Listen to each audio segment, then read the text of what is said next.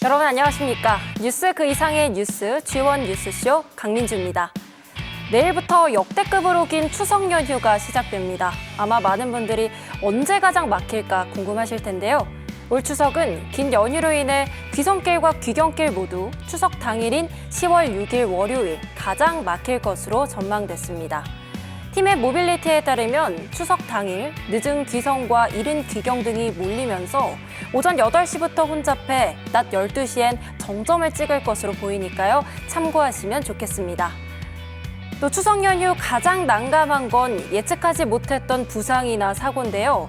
명절 연휴 기간 주변에 문 여는 병원과 약국 위치, 그리고 운영 시간 등의 정보는 응급의료 포털과 응급 똑똑 앱, 그리고 콜센터 129에서 확인이 가능하니까요.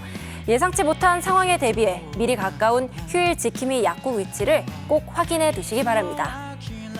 자, 그럼 한 주간의 주요 뉴스 속 현안을 빠르고 쉽게 짚어보는 G1 뉴스쇼 지금 시작합니다.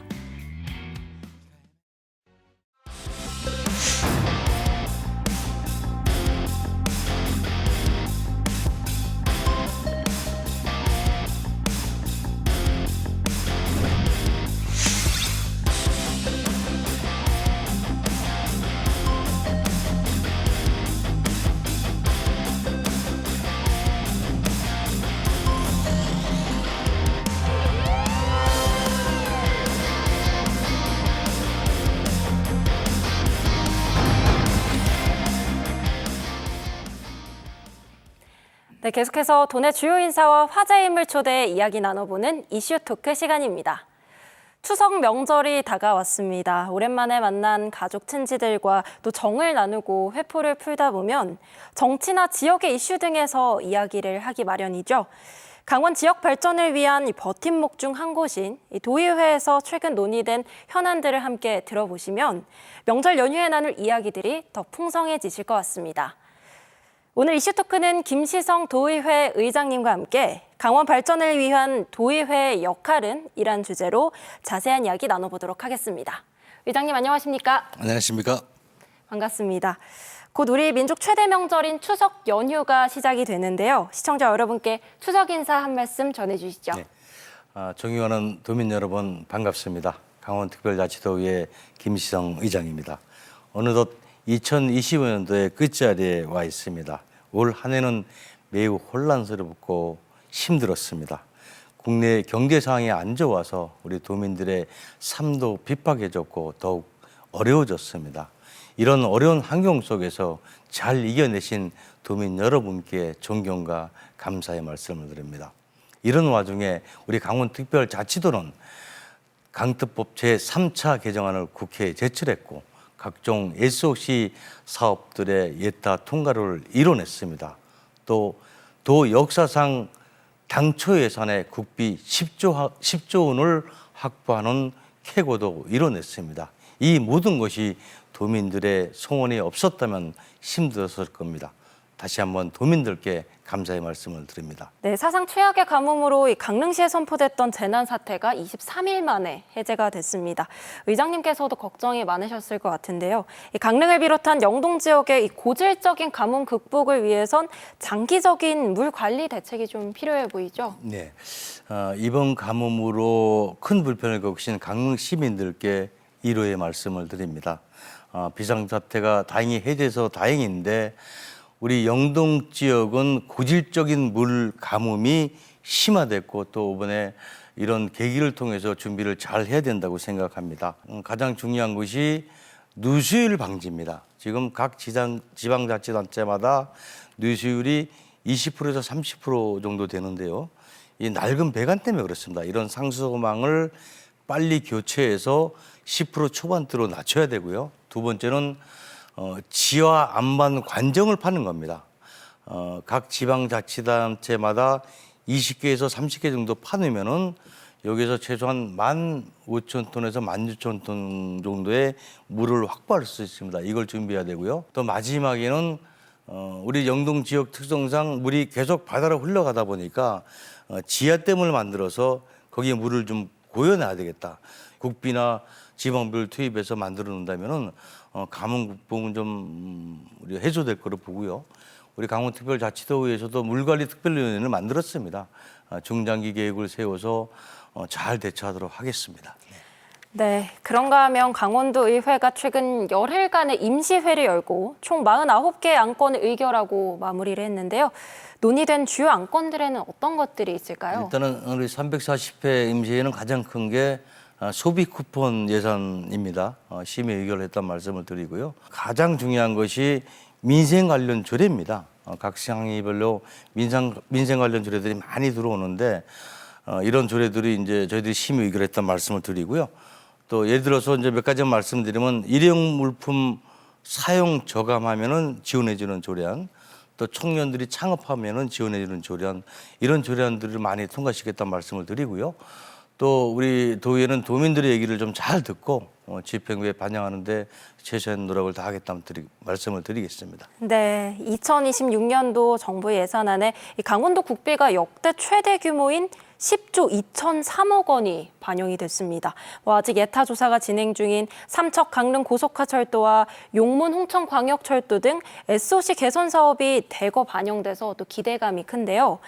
의장님, 강원도의 재원 확보를 위해 도의회에서도 모든 역량을 집중하신다고요? 당연히 집중해야 되겠고요.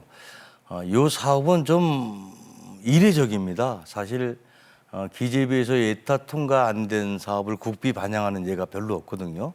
근데 이 두 사업은 기재부에서 국비를 반영했기 때문에 예타가 통과될 것으로 보고 있고요. 강릉 삼척 간 그 고속화철도는 지금 한 55km에서 60km밖에 속도를 못 냅니다. 이게 총 예산이 1조 한 3천억 들어가는데요.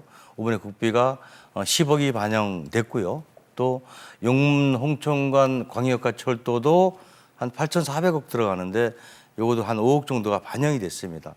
요 반영된 국비를 가지고 기본 설계를 빨리 해야 되겠고 이런 사업들은 저희 도의회나 또 우리 전국 광역의장단 회의에서 중앙정부에 지속적으로 건의한 사업이기 때문에 요 기본 설계 실설계가 끝나면 바로 조기 착공될 것으로 생각하고 있습니다. 네.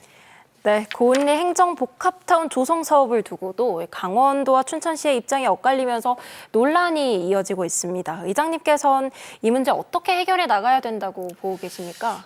행정복합타운은 우리 강원특별자치도의 미래 100년을 내다보는 성장 동력 사업이고요. 또 이제 가장 문제는 도심 공동화죠.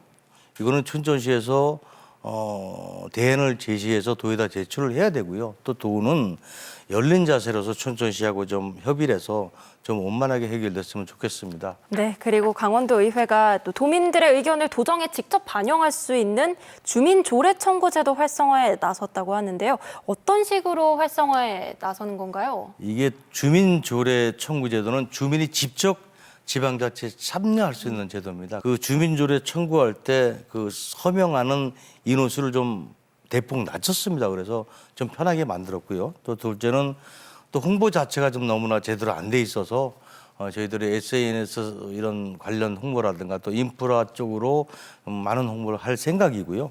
주민조례 청구 제도가 우리 주민들이 더 참여할 수 있도록 적극 노력하겠다는 말씀 드리겠습니다.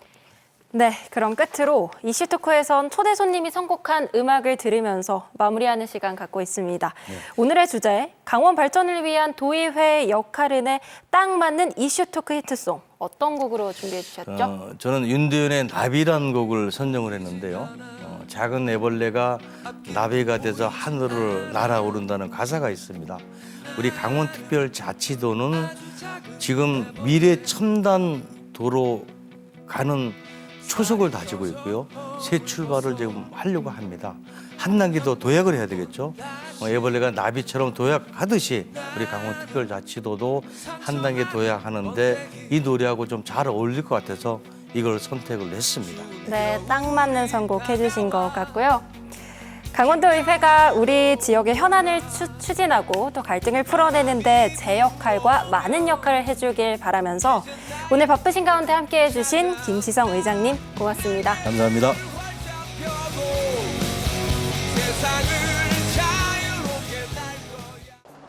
내일부터 추석 연휴가 시작되는데요. 최대 열흘간 쉴 수 있어 여행 계획 세우시거나 멀리 이동하시는 분들 많으실 겁니다.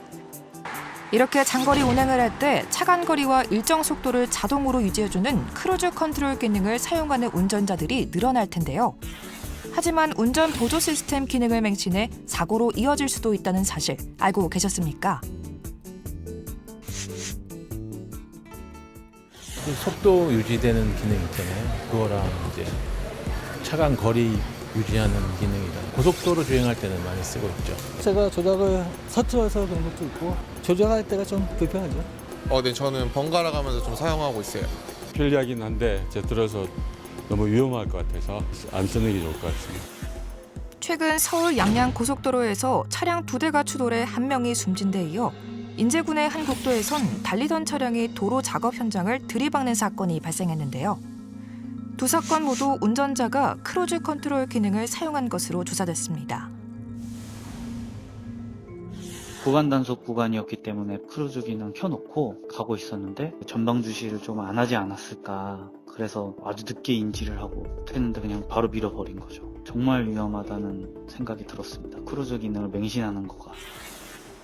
지난 5년간 전국 고속도로에서 크루즈 컨트롤 기능을 사용하다 발생한 사고는 23건, 모두 19명이 사망했는데요.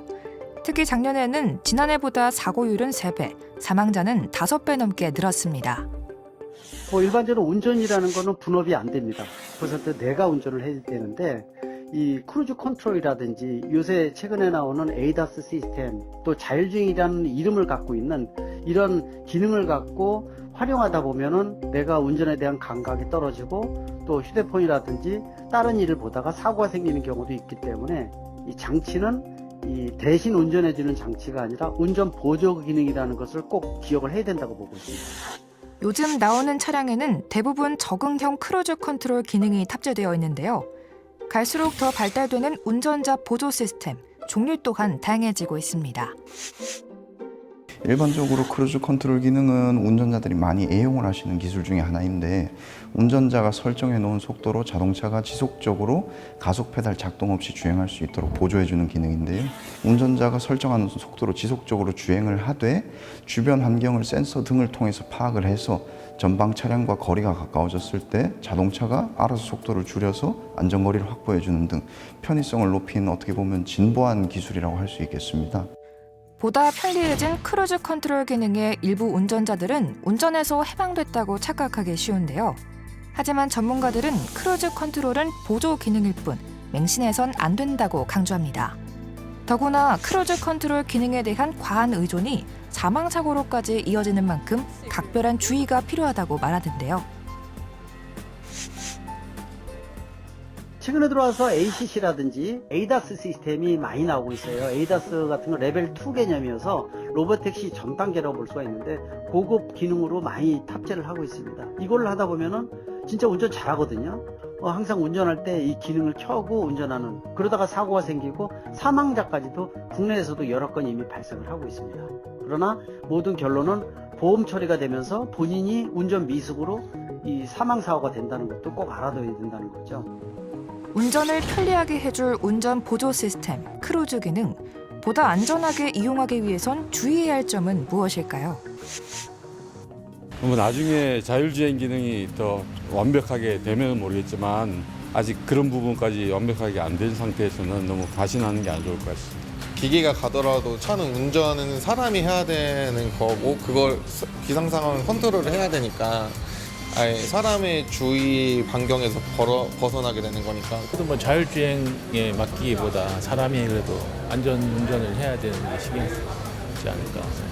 지금 추석이 다가오는 이러한 이 장기간의 휴가, 장거리 운전이 많아질 텐데 경계 기술로서만 일부 활용한다는 측면을 꼭 신경을 쓰기 바랍니다. 장거리 운전이 이제 계속되고 더 나아가서 운전자들의 피로도가 예상이 되는 만큼 정체가 잦아지는 고속도로 구간에서만큼은 이러한 ACC 기능 등을 이용하시기보다 운전자들께서 스스로 운전을 하시는 것을 권장을 드리고 싶습니다.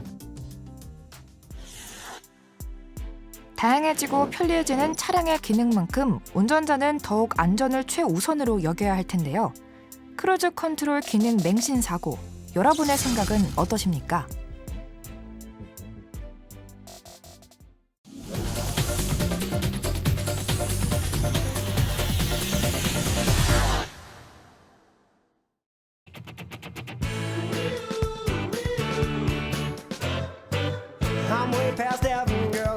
한 주간 있었던 가장 핫했던 이슈를 골라 탈탈 털어드리는 시사 토크. 보이는 라디오 좌우지간에 오신 여러분 환영합니다. 진보와 보수를 대표하는 여야 정치 고수들의 썰 전쟁 좌우지간. 오늘 함께하실 분들 소개해드리죠.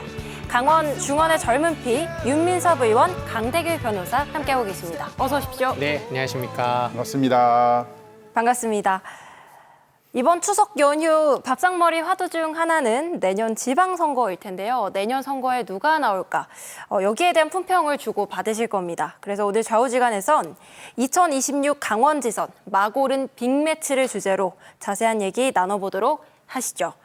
먼저 도지사 선거부터 살펴보겠습니다. 국민의힘은 김진태 도지사가 재선 도전이 확실해 보이는데요. 원주 출신의 김완섭 전 환경부 장관도 후보군으로 거론되고 있습니다. 더불어민주당에선 철원 출신의 우상호 대통령실 정무수석이 유력 후보로 거론되고 있는데요. 이광재 전 지사와 윤호중 행안부 장관도 하마평에 오른다고 해요. 누가 최종적으로 맞대결을 펼칠지 도지사 선거의 관전 포인트나 주요 변수 좀 짚어주실 수 있을까요? 네, 일단은 그 도지사 선거 전에 내년 지방선거가 앞으로 244일, 문제 8개월 정도 남았거든요.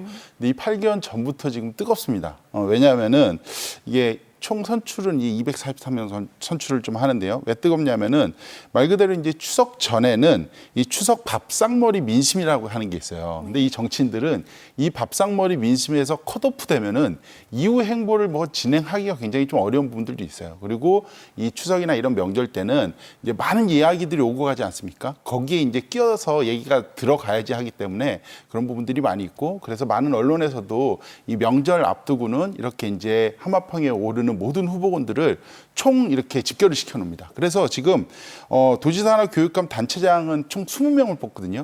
근데 거론되는 후보만 150명이 돼요, 지금. 그러니까 경쟁률이 한 8대, 지금 상황으로는 8대1 정도 되는데 이후 시간이 지나면서 조금 이제 그 후보들은 이제 압축되고 추격될 것 같아요. 일단 그런 부분들이 있다는 말씀 먼저 드리겠고요.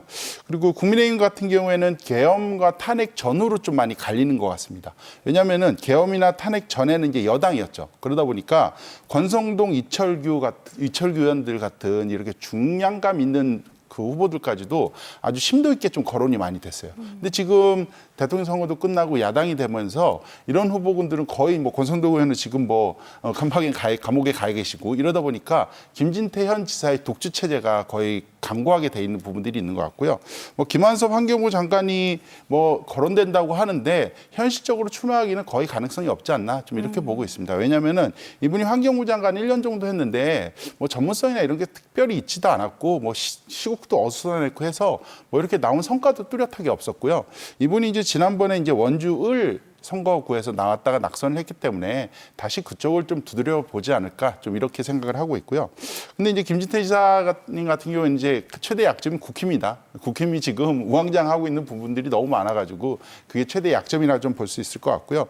민주당 같은 경우에는 현재 이제 우상호 수석이 제일 유력한 후보로 거론되고 있고 뭐 본인이나 대통령실에서도 뭐 기정사실화하고 있는 부분들이 있는 것 같아요.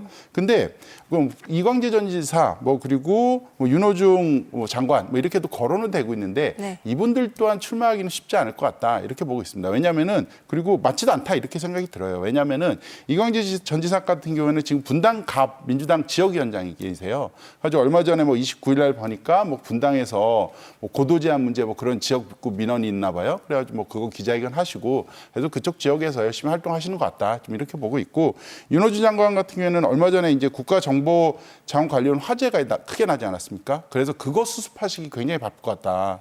왜냐하면은 지금 이 여파가 오래 갈 것 같은데 647개 중에서 한 99개가 지금 재가동이 안 되고 있다는 거예요. 99개만 재가동이 됐다는 거예요. 그래가지고 이거 수습하기 좀 바쁘셔서 다음 지선 출마나 이런 것들을 고려하기는 굉장히 어렵지 않을까 좀 이렇게 보고 있습니다. 근데 이 민주당의 최대 변수는 저는 오히려 서울시장 선거로 좀 보고 있습니다. 왜냐하면은 서울시장 선거가 지금 민주당이 만만치 않다 이런 설이 있으면서 그 국무총리 차출설 이렇게까지도 있고, 우상호 수석 같은 경우에도 서울시장 후보군으로 서울 쪽에서는 또 분리가 되고 있어요. 왜냐하면 이분이 서대문구 쪽에서 4선을 하셨거든요. 그래가지고 만약에 서울시장으로 갈 수도 있지 않나 이런 것들이 얘기가 계속 나오면서 민주당 입장에서는 이런 부분들이 별로 좋지 않은 악재 이지 않을까 이렇게 좀 보고 있습니다. 네. 네. 네. 변호사님도 짚어주시죠. 일단은 짚기 전에 한번 말씀드릴 게 김진태 도지사의 약점이 국민의힘이다라고 네. 말씀하셨는데 객관적인 지표를 말씀드리면 지난번 더불어민주당 이재명 후보, 국민의힘 김문수 후보, 개혁신당 이준석 후보가 붙었던 대선에서 국민의힘이 강원도 득표율 47.3%, 또 더불어민주당 이재명 당시 후보자가 43.95%, 개혁신당 이준석 후보가 7.7%, 국민의힘과 개혁신당을 번보수로 합치면 50%가 넘었다는 득표율이 있었다 말씀을 드리면서 장관이나 총리들이 어떠한 도지사의 이름으로 거론되기 위해서는 그 장관이나 총리들의 지역구가 강원도에 있던가 혹은 아니면 아예 지역구 자체가 없어야 됩니다. 과거에 홍남기 총리 같은 경우에는 강원도 출신인데 아예 정치를 안 했던 지역구가 없는 분이었으니까 거론이 된 것이고요. 윤호중 장관 같은 경우에는 고등학교는 춘천에서 나왔어요. 그런데 경기 가평군 사람으로서 경기도 구리시에서 5선 의원을 했습니다. 그렇기 때문에 만약에 광역단체장을 나간다고 하면 경기도지사 쪽이 더 가깝지 않나 하고 점쳐지고요. 이광재 지사의 경우에는 지금 말씀하신 것처럼 경기 성남시 분당구 더불어민주당 지역위원장을 하고 있습니다. 그 활동을 하느라고 강원도에 신경을 쓸 겨를이 없을 것 같고, 우상호 지금 수석 같은 경우에도 서대문구에서 4선 국회의원을 했습니다. 그렇기 때문에 원래 우상호 수석 같은 경우에는 과거에는 약간 비명계로 분류가 되면서 서울시장 선거를 좀 오랫동안 준비했던 분이에요. 그런데 비명계 딱지를 떼기 위해서 이번에 대선에서 강원도 와서 한 3주간 열심히 돌아다니셨죠. 그 몫으로 정무수석이 됐는데, 이러한 분들이 강원도에 계시지도 않고 20, 30년을 다른 곳에서 정치한 분들이 강원도의 실정을 잘 알 수 있을까 생각이 되면서, 국민의힘은 말씀하신 것처럼 김진태 강원도지사가 독주를 보이고 있고요. 김한섭 환경부 전 장관의 경우에는 사실 이분이 장관으로 가면서 무소속이 됐기 때문에 원주시 당협위원장이 지금 공석인데 그 모집하는 공고가 얼마 전에 났습니다. 이분이 김한섭 전 장관님이 만약에 도지사에 출마하겠다 혹은 지방선거에 출마하겠다고 하면 입당부터 해야 돼요. 근데 지금 입당 절차 아무 움직임이 보여지고 있지 않기 때문에 김진태 강원도지사의 그 국민의힘에서 그 후보군은 거의 지금 상태로는 거의 확실시된다고 보여집니다. 네.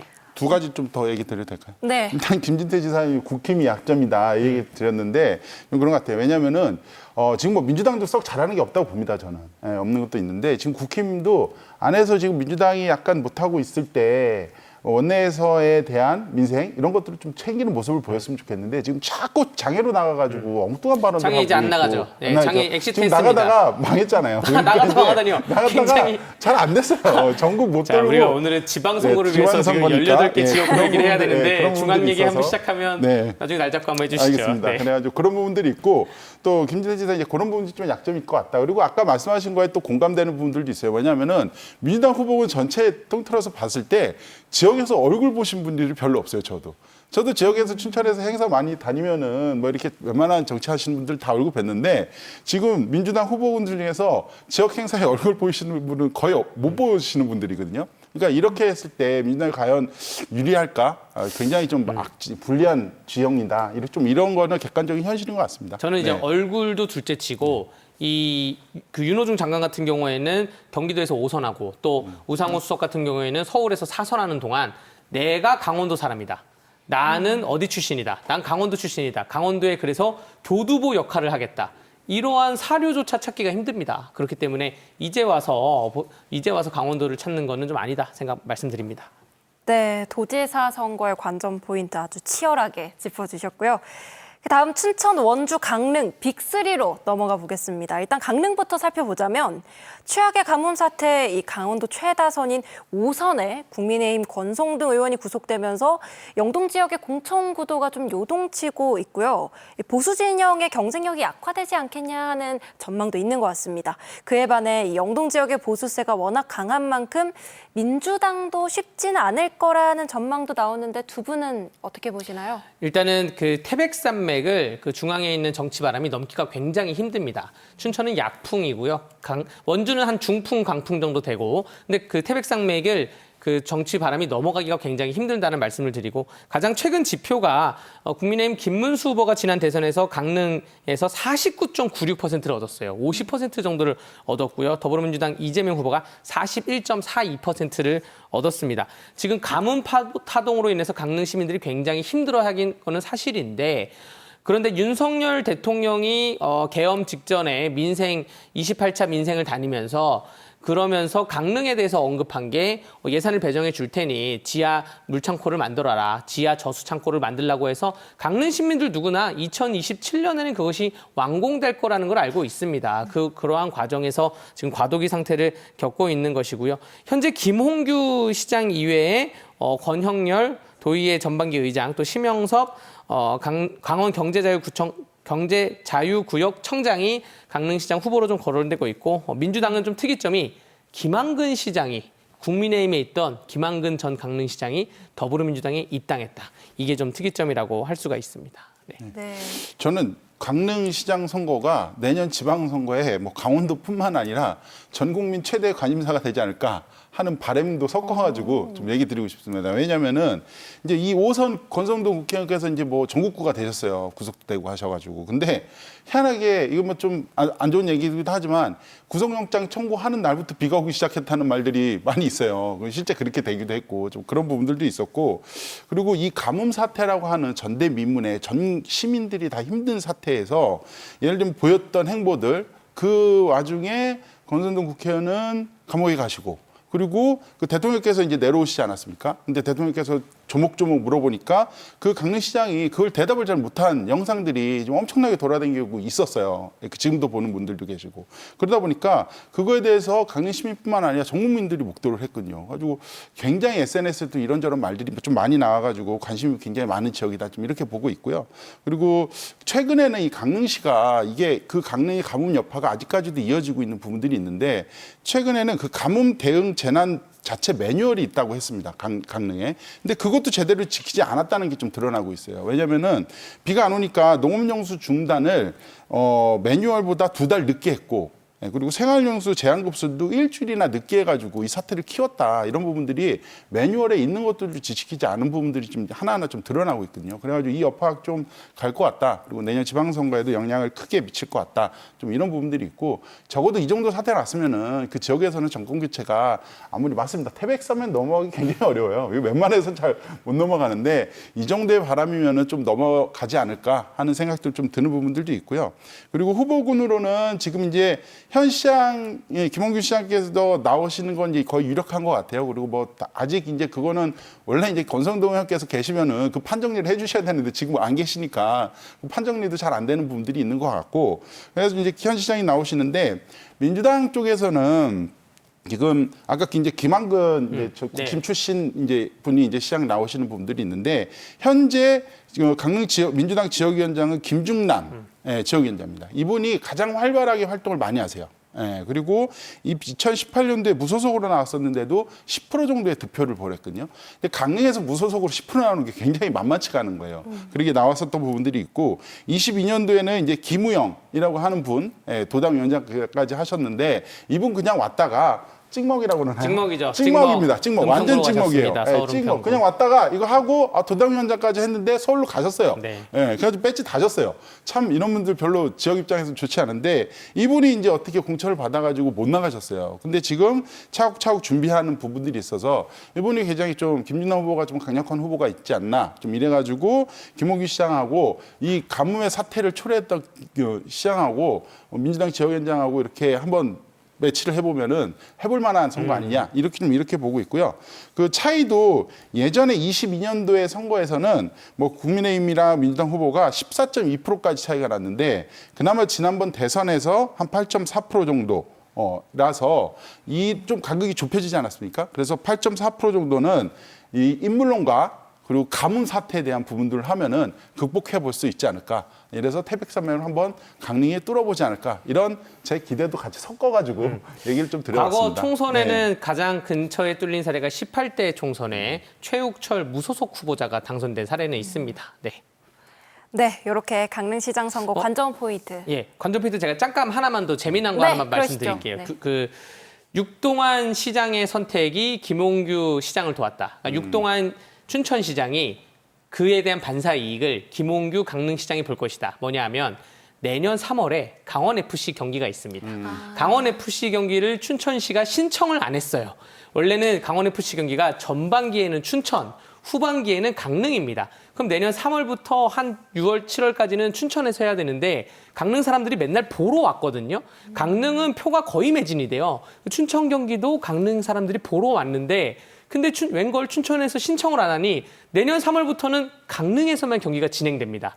그러면 이게 외부적으로 보기에는 뭔가 시정이 잘 되는 것처럼 보여지거든요. 우리가 국가대표 축구 선수들이 승리를 하면 정부 지지율이 소폭 상승합니다. 그 정도의 느낌을 받기 때문에 아마 내년 3월 돼서 춘천시 시민들은 아니 왜 강원FC 축구회 안 해? 그 강릉 시민들은 강릉에서 한대라고 하면서 결국 육동환 춘천시청의 선택이 김홍규 강릉시청을 도와준 거다. 반사적 이익이 있다 말씀드리겠습니다. 네. 네, 이렇게 춘천시장 선거 관련해서도 살짝 말씀을 해주셨거든요. 제가 먼저 말씀드릴게요. 네.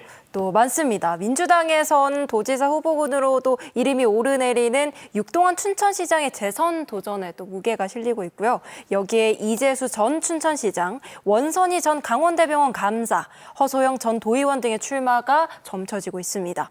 국민의힘에선 도민복지특별자문관을 지낸 변지량 씨, 김진호 춘천시의회 의장, 박기영 도의원, 최성영 강원관광재단 이사장, 한중일 국민의힘 도당 대변인, 그리고 최근 국민의힘에 입당한 정광열 전 도경제부지사까지 공천 경쟁이 아주 치열할 것으로 보이는데요. 두 분이 주목하시는 이 후보와 관전 포인트 다시 짚어주시죠.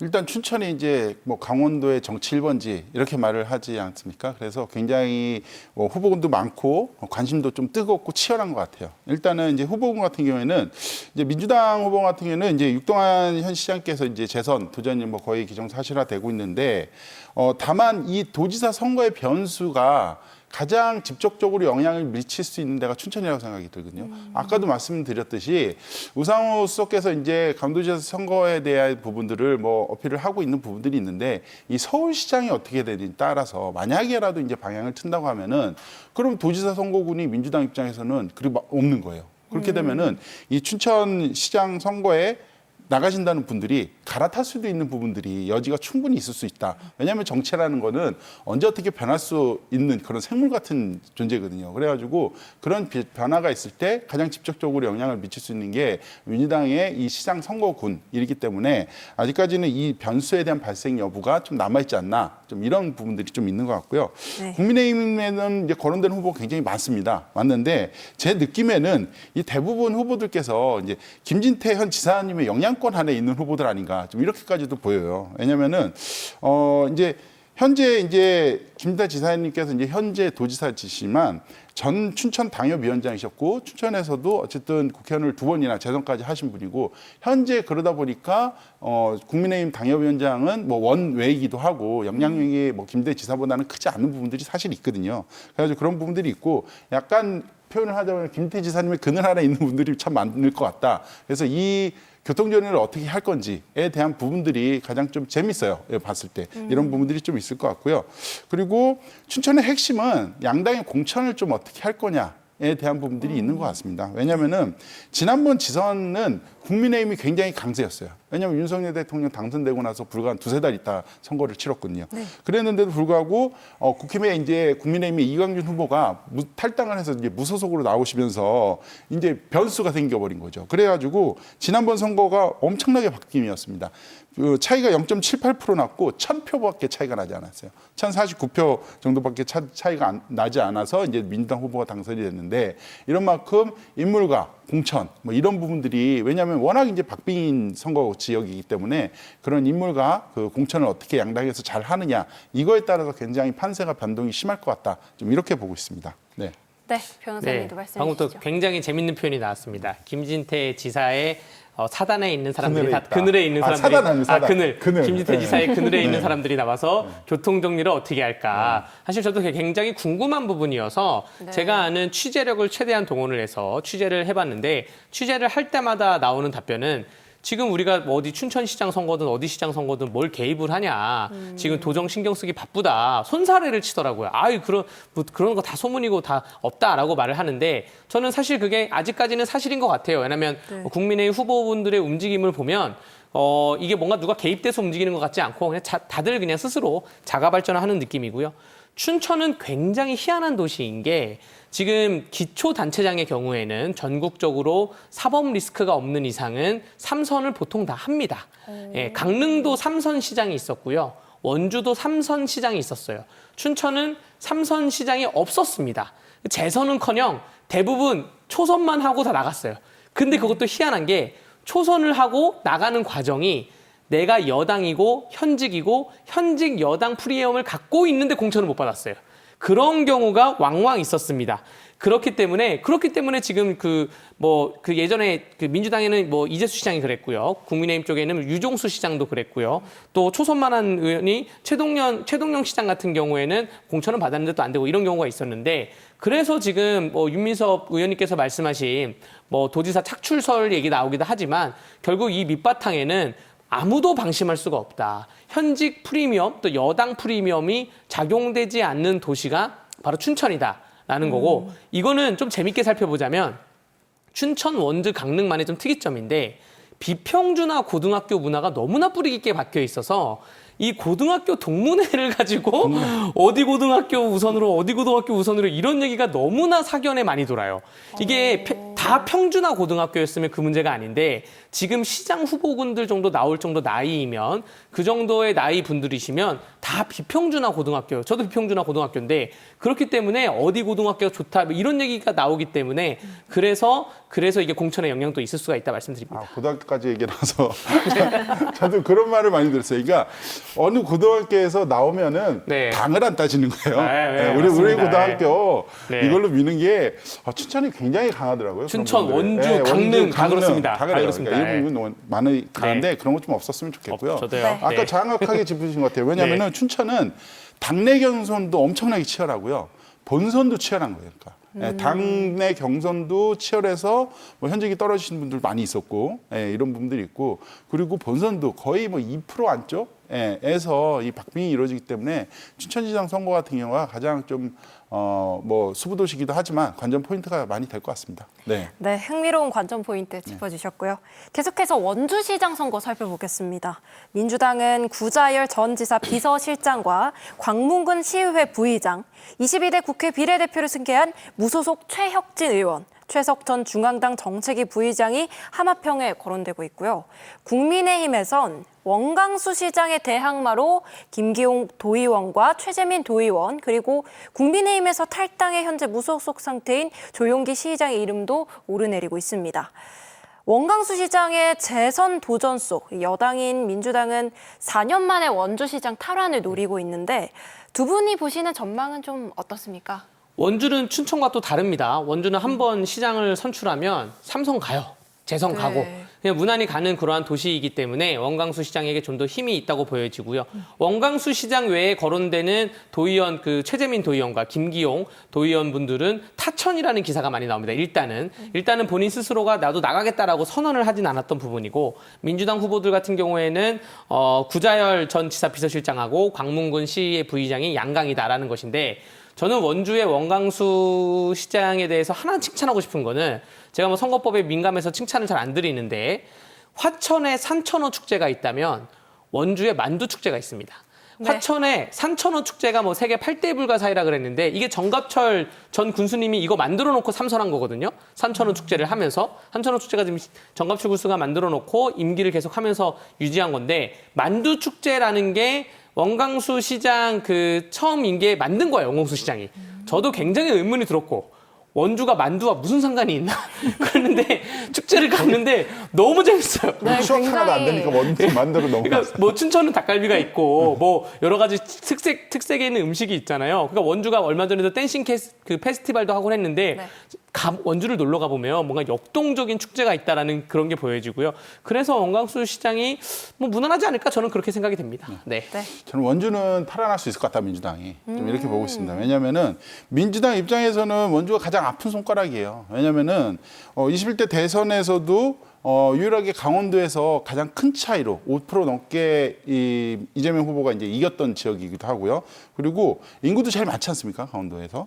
그런데 그리고 여권 지지세가 가장 강하다고 하는 거는 뭐 다 알고 있는 사실인 거예요. 근데 시장은 국힘이에요. 이런 부분들이기 때문에 가장 아픈 손가락이다 이렇게 좀 보고 있는데요. 일단 민주당에서는 어쨌든 여권이 지금 강세인 거는 좀 분명하기 때문에 일단은 뭐 현재 상황에서 나쁘지 않다 좀 이렇게 보고 있는 것 같고요.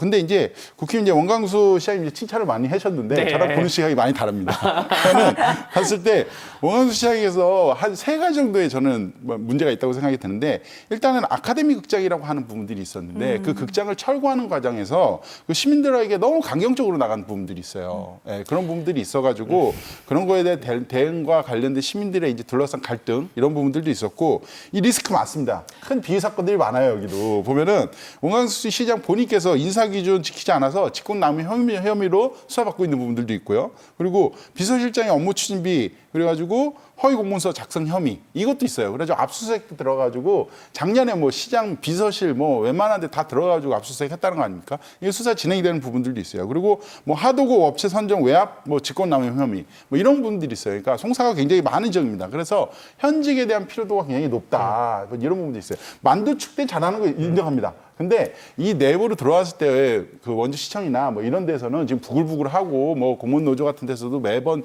성명서 내고 이게 시청 관리가 잘 안 되는 부분들이 분명히 있다. 좀 이렇게 말씀드리겠고요. 먼저 말씀하시고 네, 그리고 간단하게만 말씀드릴게요. 국힘이 지금 시의회도 조금 엉망이에요. 왜냐면은 이 조영기 시의원이 탈당해가지고 뭐 민주당하고 이렇게 해가지고 의장하시고 이런 부분들이 계시거든요. 근데 이분한테 다시 좀 선거를 알아. 국힘으로 들어와가지고 그래 들어와서 선거 좀 나가라 이러고 있는 거예요. 그래서 당내 상황이나 국힘의 당내 상황이나 이런 부분들이 컨트롤이 잘 안 되고 있는 거가 좀 드러나고 있다. 좀 이런 부분들이 좀 있습니다. 일단 아카데미 건물은 제가 잘합니다. 굉장히 그 내진 설계가 안 돼 있어서 굉장히 오래돼서 위험물 등급을 받았어요. 근데 시민분들이 거기 가가지고 몇몇 이제 강성희 시민분들이 부시지 말라고 안에 시위하고 있으니까 어쩔 수가 없는 거예요. 위험합니다. 건물 무너지면 어떡합니까? 그리고 지금 수사를 받고 있는 뭐 여러 가지 뭐 내용은 거기에 대해서는 뭐 송치가 되거나 이런 거는 지금 사실관계가 밝혀진 게 없고요. 다만 걱정되는 게 오늘 이진숙 방통위원장이 체포가 됐는데 뭐 정권이 넘어갔으니까 수사력이 어떻게 또 반영이 있을까? 그게 좀 걱정된 부분이고 우리 그러지 말고 만두축제 같이 한번 가시죠. 만두축제? 올해 갔다 오면 생각이 달라진다니까요. 왜냐면 춘천시 의원님으로서 춘천시 닭갈비와 막국수 축제도 이렇게 해야 되겠다. 생각이 확 달라지실 거예요. 이번에 닭갈비 축제도 많이 변하니까 네. 한번 잘 두 지역 축제 한번 잘 비교해 봐야 될 것 같아요. 알겠습니다. 네, 원주 만두축제 꼭 가시길 바라고요. 10월 24일에 또 시작이 되더라고요. 네. 잘 알고 계시네요. 네, 또 참고로 말씀을 드리고요. 내년 지선에서 3선 연임 제한이 있는 곳이 있습니다. 동해, 양양, 철원, 화천 4곳인데요. 아무래도 이곳은 당내 공천 경쟁부터 또 경쟁이 더 치열할 수밖에 없겠죠. 네. 일단 양양, 이 강릉에서 제가 손꼽는 2번째 관전 포인트. 왜냐하면 양양은 일단 태백산맥 넘기에 제일 어려운 동네라고 보여지고 있습니다. 근데 지금 김진아 군수가 3선 제한에도 걸려 있지만 이분 지금 뇌물수수, 여성 민원인 강제 추행 이걸로 1심에서 징역 2년 받으셔가지고 지금 감옥에 계신 분이에요. 예, 저는 이런 분들이 어쨌든 지금 1심이라서 이제 뭐 2심 항소해가지고 뭐 무죄를 주장하고 계신데 이제 재판 결과가 뭐 끝까지 나와봐야 되겠지만 이런 분들 죄질이 너무 안 좋아요. 이런 분들이 다시 또 이런 분을 냈던 그 당에서 다시 되는 부분들은 정말 좀 바람직하지 않다. 좀 이렇게 보고 있어가지고 양양은 항상 지난번 대선에서도 11% 차이 났고요. 국힘이 이겼고 그리고 지난번 지선 때는 또 15% 더 차이가 많이 났어요. 그래 항상 10% 넘게 이 국힘이 앞서고 있는 지역인데 이렇게 시장 군수가 좀 못된 짓 한 부분들은 그 국민들께서도 좀 정확하게 심판해 주셨으면 좋겠다. 이런 좀 바람이 좀 있는 부분들이 있고요. 동해 또 저는 3번째로 관전 포인트 있는 분. 왜냐하면 이분도 심기현 시장도 작년 12월에 이제 뇌물수수로 감옥 가셨다가 뭐 구속기간 뭐 끝나가지고 나오셨어요. 이런 분들도 지금 뭐 재판 받고 있는 부분들이 있기는 하지만 좀 이런 분들은 좀 이렇게 물갈이가 정권교체 차원에서도 지역에서도 좀 돼야 되지 않나 좀 이런 부분들이 있을 것 같고요. 근데 동해는 그나마 양양보다 좀 나은 것 같아요. 왜냐하면 지난번 대선 때 한 7.5% 정도 차이로 이제 국민의힘이 이기기는 했지만 그래도 이 정도면은 인물론이나 뭐 이런 리스크들이 많이 있으니까 좀 해볼 만한 지역 아닐까 좀 이렇게 보고 있고요. 근데 여기 다 후보군들이 말씀해 주셨던 네 곳 모두 후보군이 지금 10명이 넘어요, 다들. 예, 다들 10명이 많아 넘어가지고 뭐 민주당 한 3, 4명 그리고 나머지 이제 국회의원 무소속 한두 명 뭐 이렇게 포지션이 좀 짜여져 있는데 일단 지금으로서는 이렇게 많은 후보군들이 나중에 추려지기 때문에 지금으로서는 조금 지켜봐야 되는데 특히나 양양이나 동해 좀 이런 지역에서는 정말 좀 한번 물갈이가 돼야 되지 않나 좀 이런 부분들이 관전 포인트가 되지 않을까 싶습니다. 네. 네, 양양 동해 설명하셨으니까 제가 철원 화천 짧게 스케치 한번 해드리겠습니다. 네. 철원은 지역구가 좀 나눠지는 게 철원 동성권이 있고 갈말 김화권이 있어요. 이렇게 나눠지기 때문에 어디 후보가 누가 몇 명이 나오느냐에 따라서 이 경선 결과가 달라집니다. 지금 보면 철원 동성권에 김동일, 김정수 그 거론되는 인물이 두 분이 계시고요. 갈말 김화권에 신인철 전 부군수가 있는데 다른 사람들이 또 누가 나오느냐에 따라서 그 지역 표심이 갈라지는 게 철원의 특징이다 말씀드릴 수가 있고요. 화천 같은 경우에는 국민의힘 후보자는 항상 많이 나왔었고 더불어민주당 후보자는 김세훈 전 이제 후보자신데 이분이 계속 견고하게 혼자 후보자로 가시다가 최수명 전 화천 부군수가 더불어민주당에 입당했어요. 이래서 지형의 변화가 좀 있다 말씀드립니다. 네, 그럼 그 외 지역은 또 현직 단체장들의 재출마가 예상이 되는데요. 내년 선거에서 이 지역 정말 치열할 것이다, 재밌을 것이다 예상하시는 지역 있을까요? 저는 두 군데 뽑자면 양구 그 서홍원 군수님 굉장히 잘하고 계시거든요. 근데 여기에 김한규 강원도 도의원이 도전장을 냈습니다. 거기에 그럼 김한규 강원도 도의원 자리는 또 누가 갈 것이냐 이게 좀 관전 포인트이고 홍천군 군수 선거가 좀 희한한 게 한 20년 동안 계속 바뀌었어요. 계속 그 보수 진보 보수 진보 계속 바뀌는데 그 지금 신영재 홍천 군수님이 굉장히 잘하고 계신다고 평가가 나오는 가운데 그 이규설 홍천군 번영회장님 그 출사표를 던졌습니다. 더불어민주당에 입당을 했고 이러한 관전평이 좀 있다 보여지고요. 김진태 강원도지사 도전 같은 경우에는 지금 도지사 선거보다는 도의원들 선거도 다 같이 신경 써야 돼요. 지금은 그 도전과 도의원들 인원수가 여당이기 때문에 같이 가서 플로어링하게 도정이 진행되는데 만약에 김진태 도지사가 재선에 당선된다 하더라도 도의원이 반 이상 확보되지 않으면 그럼 도정은 힘들 수도 있다 말씀드립니다. 네. 저는 두 곳 뽑고 있는데요. 네. 왜냐하면 한 곳은 이제 고성이고 또 한 곳은 이제 속초인데 고성 같은 경우에는 지금 민주당 시장님이 계세요. 근데 지난번 대선 때 고성이 국민의힘이 10% 넘게 차이가 났어요. 이겼다는 거죠, 국민의힘이. 그러니까 여기는 만만하지가 않은 데다. 이런 부분들. 그러니까 민주당이 긴장해야 될 곳. 다시 넘어갈 수도 있다. 이 결과, 이 수치로만 봤을 때 그런 지역이 이제 고성이고요.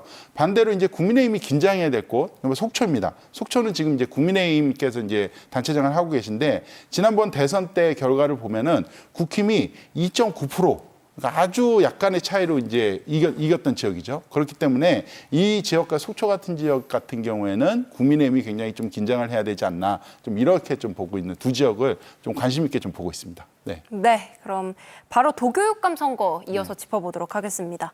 최근 신경호 교육감이 불법 선거운동과 뇌물수수 혐의로 1심에서 당선 무효형을 선고받고 또 항소했는데요. 항소심과 상고심 절차를 거치려면 또 임기 내 형이 확정될 가능성이 낮아서 임기를 채울 것으로 또 전망이 됩니다. 어쨌든 선거 구도에 그래도 큰 영향을 미칠 수밖에 없다고 생각을 하시나요? 네, 일단 임기를 안 채우셨으면 좋겠고요.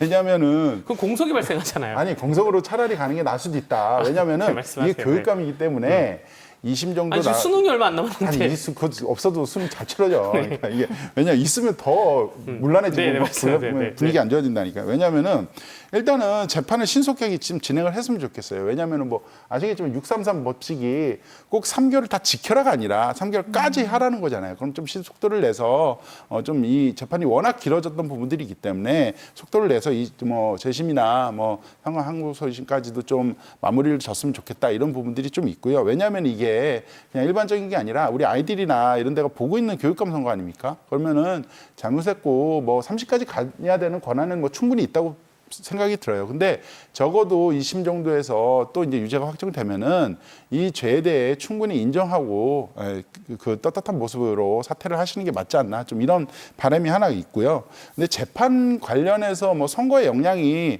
뭐 모르겠습니다. 이게 다 뒤집어질 부분이면 모르겠지만 영향이 그렇게 크지는 않을 것 같다. 왜냐하면 1심에서도 여러 정황 증거들이 많이 나온 부분들도 있고 이런 부분들이 있어서 과연 이런 분이 다음에 나오신다고 한들 우리 유권자들이나 시민들께서 다시 그분을 선택해 줄까 하는 부분들이 있어가지고 신경호 교육감의 정치 생명은 거의 끝나지 않았나 좀 이렇게 보고 있습니다. 네. 일단은 신경호 교육감의 재판을 6명이 같이 받았고요. 그중에 3명이 무죄가 나왔습니다. 신경호 교육감도 5개의 혐의를 재판받았는데 4개가 무죄가 나오고요. 한 건이 이제 뭐 한 명한테 500만 원을 받았냐 안 받았냐 이 문제인데 신경호 교육감은 여전히 모른다는 입장이고 어제 국무회의에서 이재명 대통령이 뭐라 그랬습니까? 검찰들 무죄 나온 거 항소하지 말라 그랬어요. 검찰들이 판사 3명이 무죄를 1심에서 내렸는데 이에 대해서 항소하는 게 말이 되냐?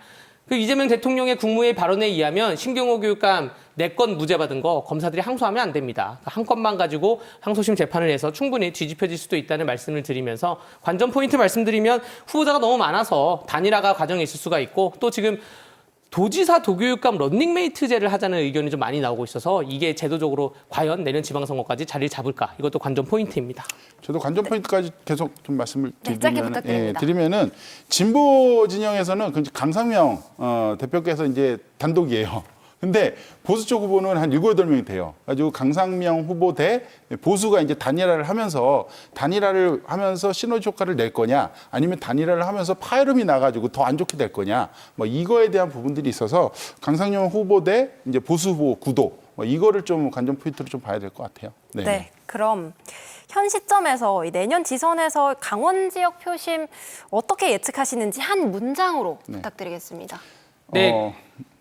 먼저 하시죠, 먼저. 민주당이 유리하겠지만 결코 만만한 강원도가 아니다. 한 문장으로 그렇게 정리를 해주시는군요. 지방선거 이재명 정권 심판의 서막 이렇게 정리할 수 있습니다. 네, 또 한 문장으로 또 이렇게 정리를 해주셨는데 한 줄 평 겸 한 문장으로 또 정리를 해주신 건가요? 네. 아니면 설명을 좀 드리자면 결국 지방선거는 중앙정부의 정책의 심판을 하는 자리인 건데 지금 이재명 정부 임기 100일 안에 한 것이 빚을 내가지고 민생회복지원금 뿌렸고요. 8.15 광복절에 조국 윤미향 사면을 시켰고요. 관세협상, 대미관세협상 아직 안 되고 있고요. 대통령은 재판을 안 받고 있고 대통령이 재판을 받을 그 배임죄는 다 폐지를 하려고 하고 있고요. 그러면서 상대 진영에 대해서 오늘 방금 말씀드린 것처럼 이진숙 방통위원장이 체포가 됐습니다. 이런 식으로 중앙정치를 하다 보면 이게 지방선거에 영향이 있어가지고 결국 내년 지방선거는 이재명 정권을 심판하는 자리가 될 것이다 라고 말씀드립니다. 저는 이재명 대통령 심판보다는 민주당 심판을 해야 된다 같아요. 왜냐하면 이재명 대통령께서는 나름 선방하고 있다고 생각이 듭니다. 뭐 말씀하신 부분들에 대해서 문제가 없다, 뭐 다 동의한다 이런 건 아닌데 어쨌든 이제 이재명 대통령이 어려운 여건에서도 선방을 하고 있는데 지금 민주당이 너무 못하고 있어요, 솔직히. 정청래 대표나 뭐 추미애 뭐 이 그 법사위원장 같은 경우는 뭐 정권 브레이커다, 뭐 보수의 어머니니 뭐 이런 얘기까지 듣고 있거든요. 그래서 민주당이 지금 올라갈 수 있는 대통령의 지지율을 까먹고 있는 부분들이 있어서 민주당이 지금 이 상태로 내년 지방선거 했다가는 큰일 날 수 있다는 점을 좀 꼭 말씀드리고 싶습니다. 네, 2026 강원지선 마고른 빅매치에 대한 두 분의 한 줄평 이렇게 간략하게 들어봤고요. 오늘 함께해 주신 윤민섭 의원, 강대규 변호사 말씀 잘 들었습니다. 고맙습니다. 네, 감사합니다. 네, 뉴스 그 이상의 뉴스 G1 뉴스쇼. 오늘 저희가 준비한 소식은 여기까지입니다. 넉넉하고 둥근 보름달처럼 가족분들, 친지 여러분과 함께 행복한 추석 보내시기 바랍니다. 고맙습니다. It's a beautiful